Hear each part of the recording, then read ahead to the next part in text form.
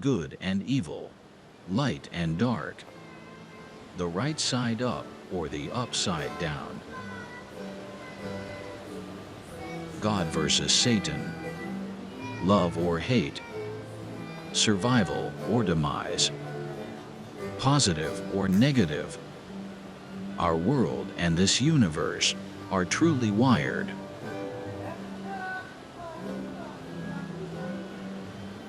It's electric and magnetic, much like the attraction to a beautiful 16-year-old single white female.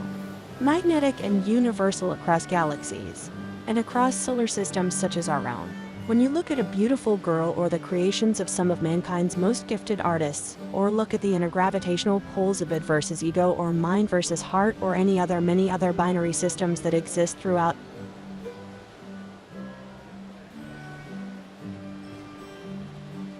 binary systems creating new life, that beautiful teenager provides, inviting mankind itself to procreate, like a mote to a flame or a magnet drawn across a tabletop. Experiencing the act of creation with beautiful creatures will always have such attractions. I believe that Kiely Rodney and her friends Trinity and Dante were attractive enough to send a global message. That the wants and hungers of the deprived sides of our personas will never be able to completely outweigh. I believe that the ancient peoples of this world knew what only a few of us now know. That good must outweigh evil. That we don't do that anymore. We don't burn skin with stamps of pure gold to demonstrate purebloods. We don't hunger after or thirst for the blood of the Magdalene. We don't sip from the very fountain of youth itself if that fountain is drawn from the hearts and minds of our children. We've evolved. The ancient peoples, like the Mayans or Neanderthals, knew this. They wrote of it on the cave walls, much like the subway walls of current times. The sounds of silence surround this world just as equally as all of the noise. Those ancients were wise and had fountains of knowledge we haven't yet discovered. And I believe the ancient ones were so in tune with the vibration, all nature of sound waves that they could literally heat water to boiling merely by warming the surrounding rocks with magnets or huge speakers at a precise just right frequency. Those wise ancients tried to tell us that sometimes you just don't. You know, you're kids. Even if the world's hell-bent on self-destruction, we just don't do that anymore. The yin and the yang dictates this, that sometimes we just don't. Even if there were times in mankind's past where perhaps we did.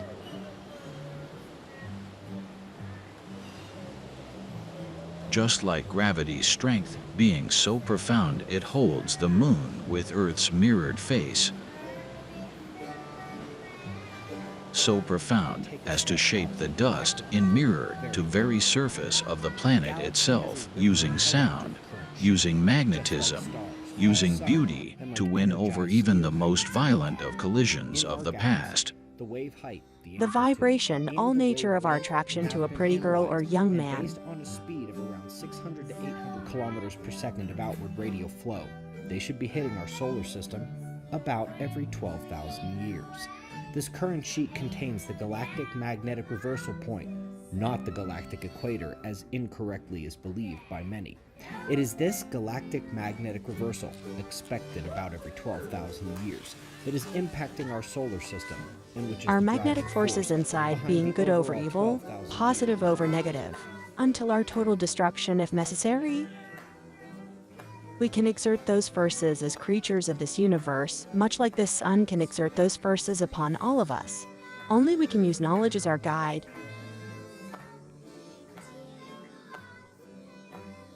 The ancients knew that the sun will always be our God and overlord. We are begotten from Helios, our sun, and were forged from the very fires within during creation billions of years ago.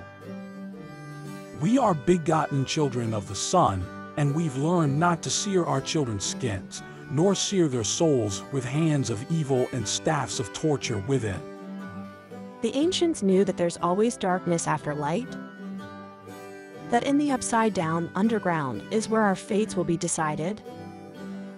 That darkness of 6,000 years meant that the only way to survive was deep within the earth, in caves, underneath the strongest structures possible, using the laws of gravity and nature themselves to convey that there's just no outrunning it or changing it.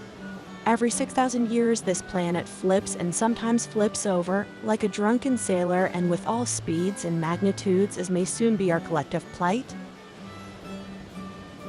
Not as countrymen of any kind, much like we don't educate our children with scarred skin. Every 6,000 years, your kids might fight back. Treated indifferently, they might try and send a message even a stranger could perceive. If they only looked hard enough, they might succumb to the sacrifice. Those kids might even stage a sacrifice of their most beautiful in generation after generation of plight, sworn children of evil and persistent men. Those messages transcend time, much like gravity and electricity transcend distances of any kind. Messages sent via the sounds of silence. Even the universe bears the scars of the swollen destruction from within, causing our four-armed galaxies, planets, and stars to be shaken much like a giant snow globe whenever those celestial bodies' polarities reverse from positive to negative. Those polarity reversals leaving dust clouds light years long and 1,000 light years wide. Each of those four arms bearing other planets much like Earth, and each containing the yin and the yang of what it really means to be a member of this universe of ours. This self-consuming universe with gravitational and electrical laws which must be followed. Simple polarity. Like a starving snake eating and consuming itself as the only alleged means for survival. Our planet's passage through the magnetic energy sheet may soon switch us like a light bulb from north to south. The magnetic field's central energy point being quite thin and conveying this charge change. Every 12,000 years, our planet not only flips over, but it likely flips all of the way over, and it will take gravity another 6,000 years possibly to begin to flip us back upright. We land on North as up every 12,000 years by our very nature as being members of a gravitational superfield. An electrical superfield extending from our black hole Sirius A, and repeated exactly in smaller form by our solar system's central black hole and field generator, our star named Helios. The black hole sun that once every 12,000 years novas or micronovas and sends pulses of energy so strong that it consumes our planet's surface, then scours it with 2-mile-high tidal waves lapping the Earth repeatedly while it tries to magnetically find center once again. For hundreds of years these tides rage, and then there's always ice. And only then there's time for rebuilding and relearning the surface life again. Let's pay it forward until that time and do it for the ones that might survive the challenges ahead. If we're to live underground, we will need to find a way to do that for thousands of years. We'll need air generators, or we'll need tall structures from which to dry air from the surface above. We'll need tall structures that can survive nature's most powerful forces, the vibration, all nature of gravity-induced tidal waves lapping our surface. If we're to live underground, we'll need tunnels, we'll need hardened chambers, and we'll need hardened air sources, like those found at the top of strongest in nature structures like pyramids. Where even if there's hundreds of feet of water melted from the ice caps, and tidal waves when we slosh back and forth, we can still perhaps get our air from these towers above. If we are to live in underground tunnels full of air, we'll need to learn how not to devour our dead or our offspring, or otherwise find other ways, and soon to plan ahead, and both keep ourselves alive with food and keep our species from going extinct, just like the Mayans, just like the Aztecs, just like the Romans and the Vikings or barbarians, just like the Egyptians, building pyramids just like every other civilization, going back in time all the way to the dinosaurs, and then being wiped out as a species with only the very few finding a way to somehow survive. The records of prior lost civilizations show that most didn't succeed, and only the few, the strongest of all, survived. Much like those most beautiful of all teenagers who knew that the only way sometimes for those like Kylie in this world to send messages is through stone to pay it forward to the next generations.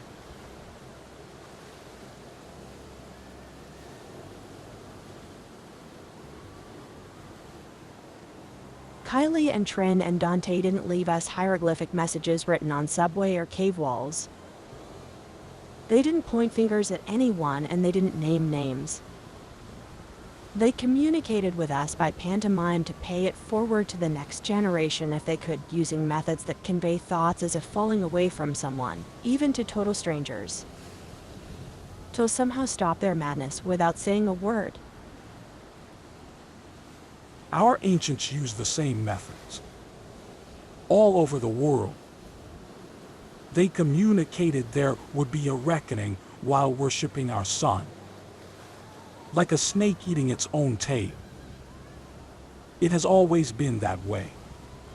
Our ancients taught through their actions of making tablet-based calendars, building pyramids with pointers to Sirius A and to the sun, and by attempting to providing themselves with the air they would need long-term to live under those nature's strongest of all structures. While they lived underground.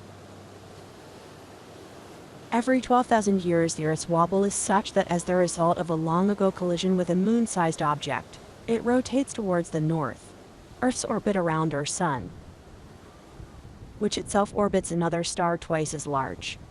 Our sun's path speeds up, slows down, and is yanked across the universe by Sirius A and Sirius B's very center. Our orbit's oblong, and it takes us 24,000 years to sweep our entire route around Sirius A and B.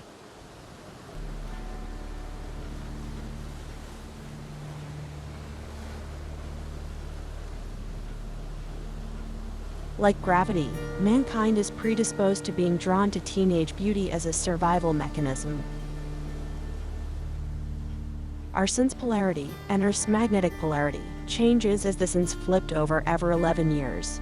And then every 12,000 years the sun and Sirius are either very close in their orbits, Earth flips north, or very far in their orbits, Earth's now upside down.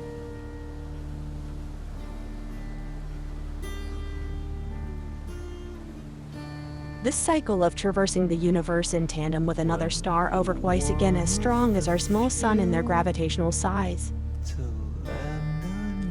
As Earth approaches Sirius, our poles begin to migrate towards our next geological cycle. We're headed to either a flip halfway or a flip all of the way over, and we land on north after our closest approach to Sirius A, and we land on south at our farthest. Even while the sun itself also buffets every 11 years due to the gravitational electromagnetic current sheets emanating from Kiely A's very center with its very serious sister star.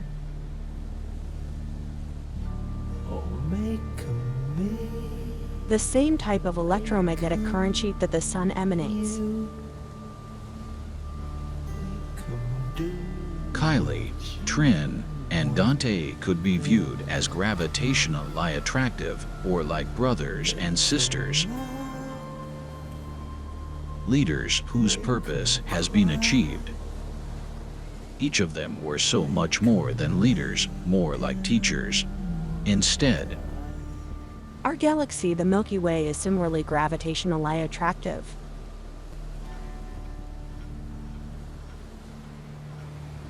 We experience changes and lose skilled and technologically advanced civilizations going back in and described in religious works, including the Dead Sea Scrolls, texts that our ancients passed down to us hoping to somehow convey their messages forward for another generation's benefit.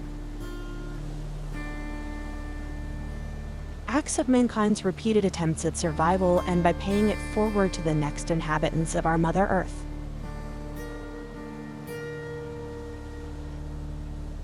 Acts like building pyramids and underground treasure-filled bunkers. With snorkels high enough they'd hope to provide enough air to their children's children. Sometimes the truth's just the truth and it makes no apologies. acts like building structures that could survive such entanglements on a 24,000-year cycle by being structures of marble or built weighing enough and using efforts sound enough to hopefully survive the tempest in a teapot and themselves pass forward or attempt to at least pay it forward for the next ones to benefit from. Buildings like an upside-down structure showing nature's harmony, while also being built strong enough to perhaps pass forward, to make it past the extinction-level calamities. Acts like the loss of 3 beautiful teams, all in the same season. Acts momentous enough, or built strong enough, to send messages forward in time to save others from similar plights. I strongly believe we are approaching our southward quarter turn or a 180-degree flip followed by another 6,000 existing that way a long time until Earth quarter or 180 flips again for casting, which one isn't much different than landing on heads or landing on tails, landing on yin or yang. While our sun blasts us with magnetically polarized particle energy and itself will flip poles to south completely by August of 2024.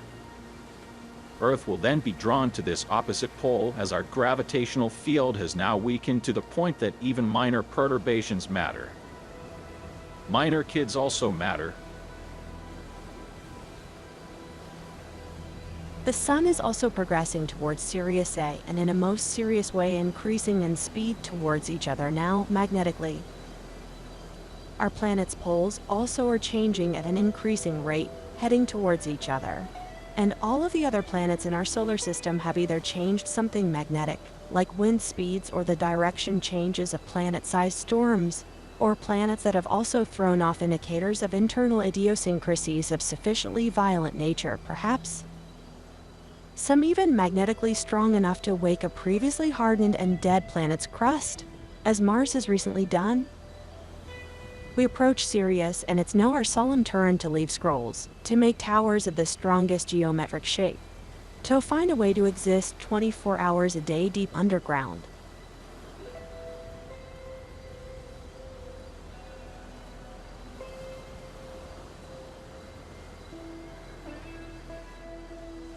Kiely, Trin and Dante's messages were likely very simple.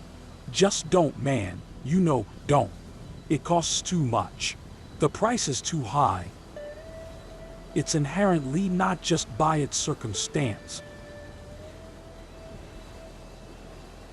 Sirius A's fast approach is its message to us all that our time's nearly up. We're on the fast part of our orbits, closing in on one another magnetically, and our generation's calamity is almost at hand and clearly here now, right before us. What we all do next will determine, perhaps, the fates of those next generations if we are somehow more successful at paying it forward than other civilizations have been. Much like if Kiely, Trin, and Dante's gravity was enough to pay their messages forward, perhaps. And much like the ancients have all warned us will recommence on a 6,000-year cyclical basis. Did they all do enough to get it through our thick skulls? Did they stack enough clues like the ancients? Can we pay that forward to the next generations to prove we're more than cannibals? I think those questions deserve being answered by that next generation, and we must find a way to convey both the warnings of and teachings of children like Kiely and Trinity and Dante. These children of the earth showing us there's only one right way, and it's not that way, no matter what. The ancients teach us that ducking for cover and hiding underground is the only way we might survive this.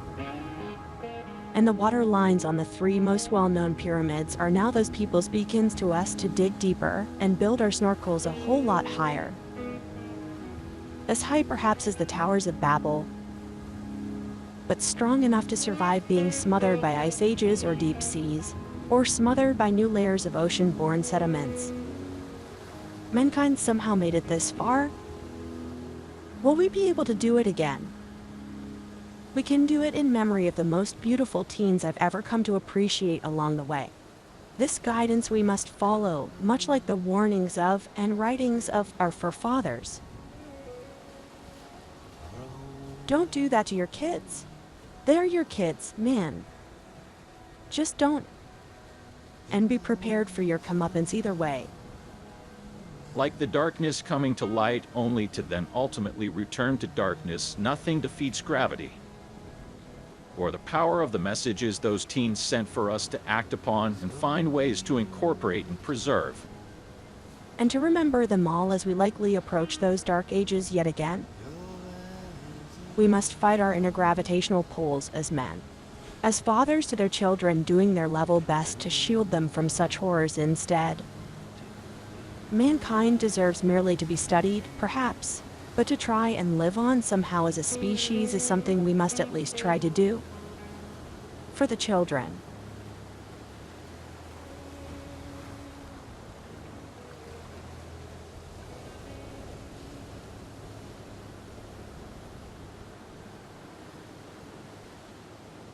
May we heed the warnings of the ancients and those of our children. May we hear their cries for help and succeed in survival of species via enlightenment. The truth's just the truth. It's up to us to achieve new things moving forward. It's our destiny.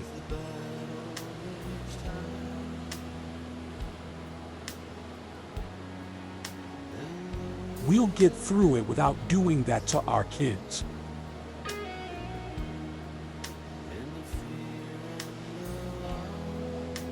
We will protect them instead.